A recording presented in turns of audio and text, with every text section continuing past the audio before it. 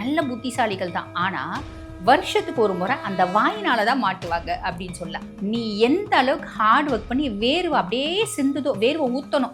அப்பதான் நான் உனக்கு நல்லது செய்வேன். அப்படின்ற ஒரு மைண்ட் செட் அவனுக்கு. வெளிநாட்டுல போய் ஹையர் எஜுகேஷன் படிக்கணும்னு நீங்க பிளான் பண்றீங்க அப்படின்னா பக்காவான காலகட்டம் இது. அமைதியா இருக்க மாதிரி தெரியும். கத்துறவங்கள நம்பலாம், பேசுறவங்கள நம்பலாம். மிதுனம் அமைதியா இருக்குதுன்னா மட்டும் நம்பவே முடியாது. மிதுனம் மனசுக்குள்ள ஏதோ ஒன்று ஓடின்னு இருக்கு அப்படின்னு அர்த்தம். வணக்கம், நான் டாக்டர் தீபா. இன்னைக்கு நம்ம என்ன டாபிக் பத்தி டிஸ்கஸ் பண்ண போறோம் அப்படின்னா 12 ராசிகளுக்கும் எங்களுக்கு எப்படிமா இருக்கு இனி வரும் காலம். இனி வரும் காலம் எப்படி இருக்கும் அப்படின்னு ஒரு ராசி கேட்டா பரவாயில்ல, எல்லா ராசியுமே கேட்பாங்க. முக்கியமா பாத்தீங்கன்னா மேஷ ராசி அன்பர்கள், 7 நாட்டு சனியில இருக்கவங்க சாலிடா ஜோதிடம் பார்க்க வரும்போது எங்களுக்கு இனிமேல் பட்டாவது நல்லா இருக்குமா அப்படின்னு கேட்கிறவங்க. அதுக்கப்புறம் பாத்தீங்கன்னா சிம்ம ராசி அன்பர்கள் அஷ்டமத்து சனியில இருக்காங்க அப்படின்றதுனால சிம்மம் கேட்கறது உண்டு. கன்னி கண்டக சனியில இருக்கிறதுனால கன்னி சாலிடா கேட்பாங்க, இனிமேல் பட்டாவது நாங்க நல்லா இருப்போம்மா. தனுசு அர்த்தாஷ்டம சனி இருக்கிறதுனால அந்த வார்த்தை சாலிடா வரும். அதுக்கப்புறம் கும்பம் பாத சனியில இருக்கிறதுனால கும்பம் கேட்கறது உண்டு. மீனம் ஜென்ம சனியில இருக்கிறதுனால இந்த 6 ராசிகளும் டிஃபால்ட்டா கேட்பாங்க, இனியாவது நாங்க நல்லா இருப்போமா அப்படின்னு. மீதி இருக்க 6 ராசிகள் சனியே எக்ஸலண்டா இருக்கான். அப்போ ஆனால் அவங்களும் கேட்கறது உண்டு, இனி லைஃப் நல்லா இருக்குமா, முன்னேற்றம் வருமா, நாங்கள் பெரிய லெவலில் ஏதாவது பிஸ்னஸ் பண்ணலாமா, பிள்ளைக்குட்டி நல்லா இருக்குமா அப்படிலாம் கேட்குறது உண்டு. உண்மை என்ன அப்படின்னாமா 6ஆம் மாதத்துக்கு அப்புறம் எல்லா ராசிகளுமே எல்லாருமே நல்லா இருக்க போறீங்க. காரணம் என்ன? சனி தான் கெடுக்கணும் கொடுக்கணும். கெடுக்கணும்னு நினைக்கிற சனி மேலே குருனோட 9ஆம் பார்வைப்படுது. அப்போ எந்த விதத்துலையும் கெடுக்க மாட்டார். கொடுக்கணும்னு நினைக்கிற சனி, இப்போ ரிஷபத்துக்கு சனி லாப சனியா இருக்கார், ஓகேங்களா. மிதுனத்துக்கு கர்ம சனியா இருக்காரு. இந்த மாதிரி சனி கொடுக்கணும், நல்லது கொடுக்கணும்னு நினைக்கிற ராசிகளுக்கும் குருனோட 9ஆம் பார்வை அவர் மேல படுறதுனால நல்லது கொடுப்பார், கட நல்லது கொடுப்பார். ஆக எல்லாருக்குமே நல்லதுதான் வரப்போகுது. அதுக்கும் மேல ராகு என்ன பண்ண போறான்? ராகு குருனோட பார்வை அகலும் போது ஏதாவது கெடுதல் செய்வானா? கண்டிப்பா சின்ன சின்ன விஷயங்கள் நாங்க சொல்லி இருக்கோம், எச்சரிக்கையா இருக்கணும் அப்படின்னு. ராகு என்ன கொடுக்க போறா, எந்தெந்த விஷயத்துல எச்சரிக்கையா இருக்கணும். கேது என்ன கொடுக்க போறா, எந்தெந்த விஷயத்துல எச்சரிக்கையா இருக்கணும். ஒவ்வொன்றுமே தெளிவாக சொல்லியிருக்கோம். வீடியோ ஸ்கிப் பண்ணாமல் பாருங்கள், தெளிவாகவே உங்களுக்கு புரியும். மிதுன ராசி அன்பர்கள், பொதுவாகவே மிதுனத்துக்கு ராசி அதிபன் யாரு? புதன் பகவான். நல்ல புத்திசாலிங்க.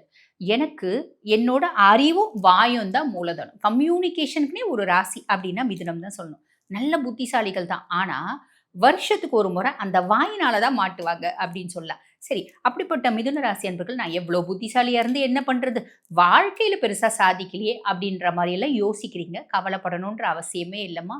ரீசன் என்ன? முதல்ல சனி பகவான் கர்ம சனியா இருக்கார். கர்ம சனியா இருக்கிறாரு. பொதுவா 10ல் ஒரு பாவியாவது இருக்கணும் அப்படிம்பாங்க. 10ல் ஒரு பாவி இருந்தால் அரசனை போல யோகம் உண்டு அப்படிம்பாங்க. இங்க 10ல் இருக்கக்கூடிய பாவி யாரு? சனி பகவானாச்சே. டைரக்டா நம்மளுக்கு சிம்மாசனமும் கிரீடமும் கொடுத்துருவானா? கொடுக்க மாட்டாமா, கொடுக்க மாட்டான். காரணம் என்ன அப்படின்னா, சனிக்கு ஒரு கெட்ட சைக்காலஜி உண்டு.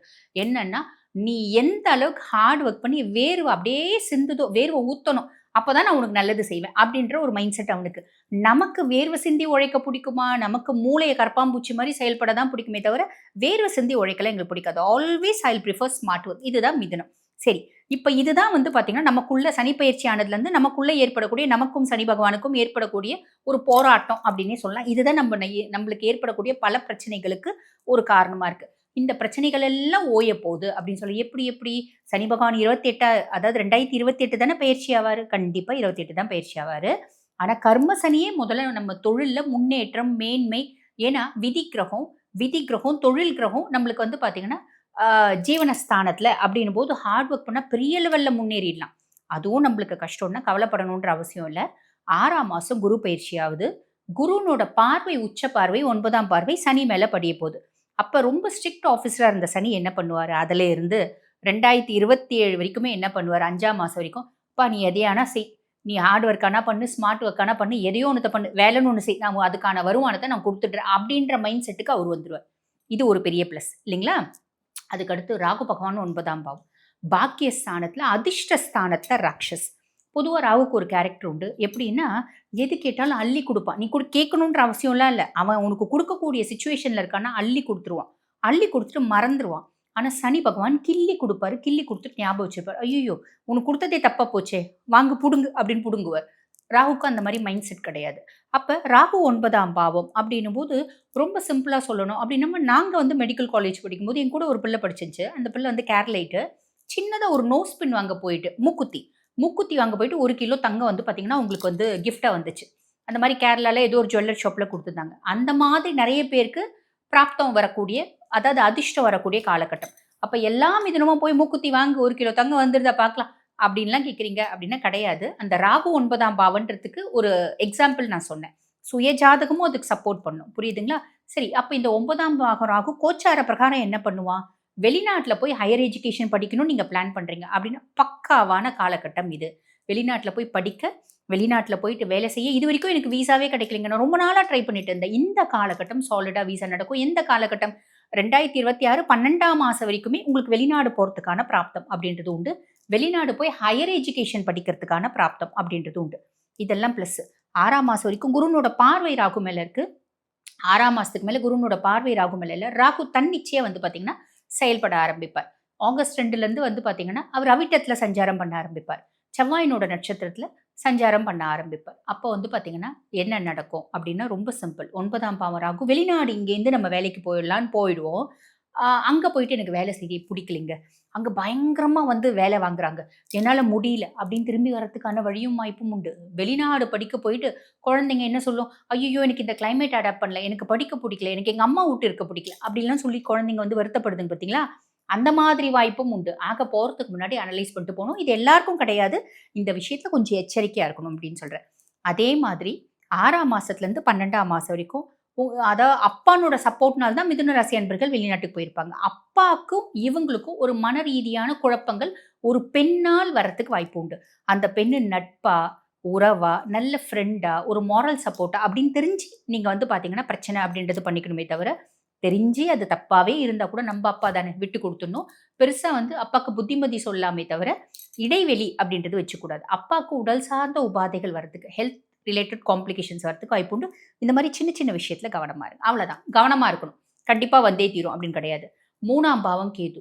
நான் பார்த்தா அமைதியா இருக்க மாரி தான் தெரியும். ஆனா சைலன்ட் கரேஜ். அ புலி வந்து பார்த்தீங்கன்னா, பதுங்குறது பாயறதுக்கு அப்படிம்பாங்க பார்த்தீங்களா?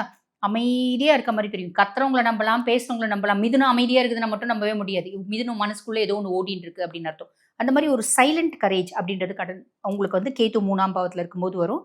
அதே மாரி நமக்கு வயசு கம்மியானவங்க கிட்ட பெருசா ஆர்குமென்ட் அப்படின்றது வேண்டாம். ஞாபகம் வச்சுக்கோங்க. 6ஆம் மாசத்துக்கு அப்புறம் குரு பகவான் வந்து பார்த்தீங்கன்னா 2ல இருப்பார். அப்ப குடும்பத்தில நிம்மதி, சந்தோஷம், மகிழ்ச்சி, குதூகலம் எல்லாமே இருக்கும்மா. அதுல கவலையே வேண்டாம்.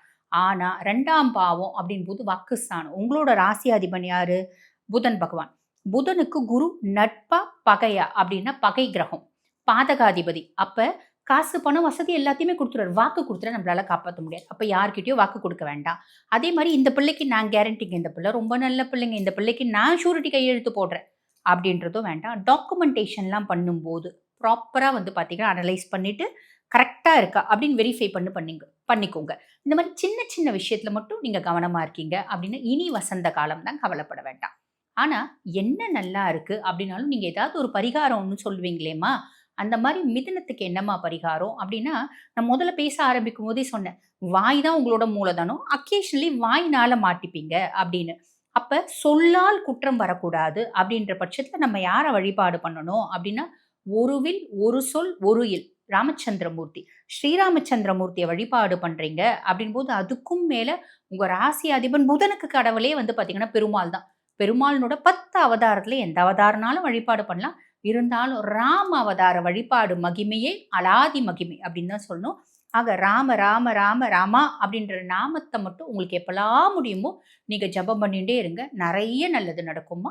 வாழ்த்துக்கள். இப்ப நான் சொல்லியிருக்க பலன்கள் எல்லாமே பாருங்க, உலகத்தில் உள்ள உங்க ராசி மக்கள் அத்துணை பேருக்கும் ஒரு பொதுவான கோச்சார பலன்கள். பொதுவாவே கோச்சார பலன்கள் அப்படின்றது 50% உங்க சுய ஜாதகத்துல தசை எப்படி இருக்கு அப்படின்றது பார்க்கணும். இன் ஜெனரல் ஜோதிடத்துல ஒரு பழமொழி உண்டு. "தசநாதன் செய்யாததை புத்திநாதன் செய்யான். புத்திநாதன் செய்யாததை கோச்சாரன் செய்யான்" அப்படிம்பாங்க. தசை எக்ஸலன்ட்டா இருக்கு அப்படின்னா 100க்கு லட்சம் சதவீதம் நெறைய நல்லது நடந்துரும். கவலையே பட வேண்டாம். தசநாதன் வலுவிழந்து இருக்கான் அப்படின்னாலும், அஷ்டமாதிபதியினோட தசை இருக்கு, விரையாதிபதியினோட தசை இருக்கு அப்படின்னாலும், கோச்சார கிரகங்கள், கோச்சார பலன்கள் 50% சாலிடா நடக்கும். இல்லம்மா நாங்க பார்த்துட்டோம். இதுவரைக்கும் எங்க ஜாதகத்த முழுசும் நாங்க அனலைஸ் பண்ணதே இல்ல.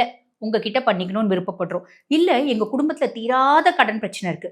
எப்போ வீடு கட்டுவோம் தெரியல, குழந்தைங்க எப்போ திருந்தோம் தெரியல, எப்போ என் பிள்ளைங்களுக்கு நல்ல காலம் பிறக்கும்னு தெரியல, எப்போ எனக்கு ஒரு நல்ல திருமண வரன் கூடி வரும்னு தெரியல. இந்த மாதிரி பல கேள்விகள் உங்களுக்கு இருக்கு அப்படின்னா, நான் பேசிட்டு இருக்கும்போது என்னோட வாட்ஸ்அப் நம்பர் கொடுத்துருப்பாங்க. அந்த வாட்ஸ்அப் நம்பருக்கு கால் பண்ணி அப்பாயின்மெண்ட் ஃபிக்ஸ் பண்ணி என்கிட்ட பேசிக்கலாம். நன்றி.